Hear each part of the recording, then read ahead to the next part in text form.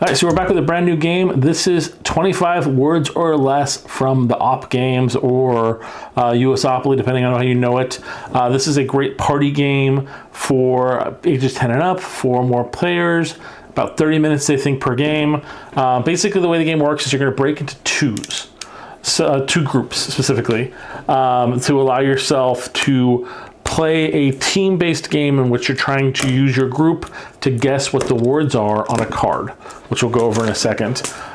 You're also, before you start, you're going to do a blind bet where you're going to try to see, to kind of bet how easily it'll be for you and your group to get through the words. So you can say 25 is where your base set is, but you can always kind of go down. I can do this in 15. I can do this in 10 until the other person calls your bluff, and then your team has to try to get the words in that amount of time.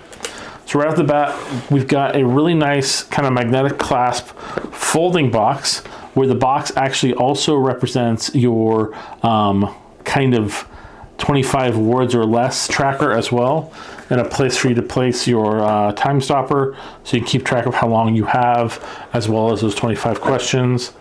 Then it also has a really nice card holder built into this, which is really cool.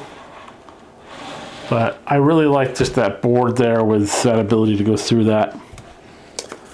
So I'm gonna go through this and show you this real quick.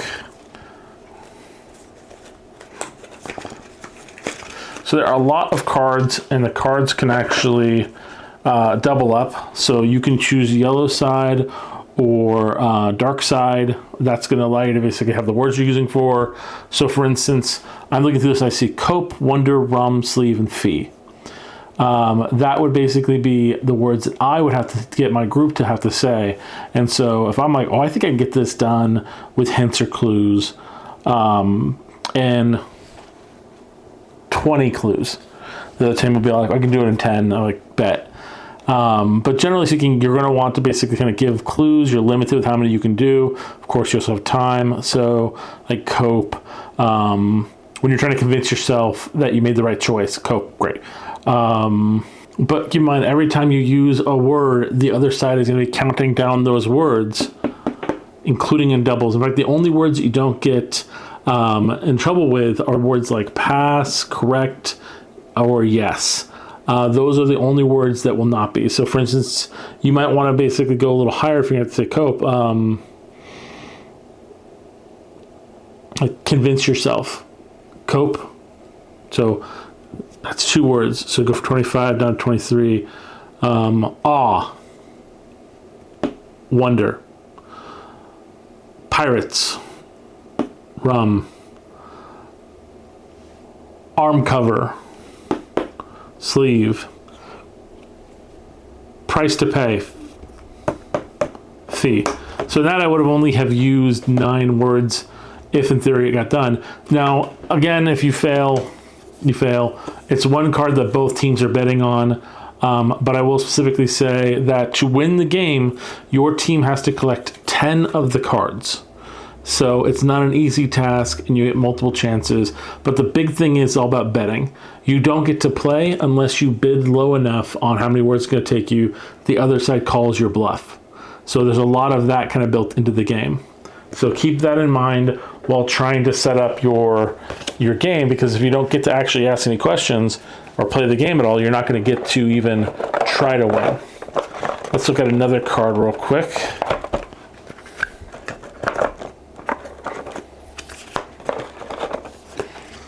And this is, yeah, I think the yellow ones might be harder. Platinum, pistol, sure, drizzle, brawny, or bear, pod, ceremony, itch, leave. So you look at it real quickly, the other person looks at it really quickly, and then they have to make a decision. I think I can get these done in 15 words. And they go, well, I can do it in 10. You have to try them and see. Bear. Naked. Peas. Pod. Funeral. Ceremony.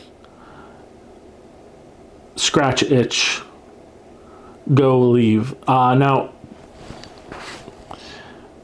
there's going to be words that go back and forth between people. They try to say things. You want people to kind of guess what it is, but that can be a little bit brutal.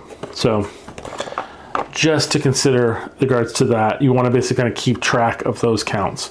But all in all, it is a fun, fast-paced party game that you're going to want to try out. You're going to want to try to play with your friends. And because, I mean, it has a suggested amount of players, but you can take this as high as you want to go because you do have the ability to just break into teams to run through it.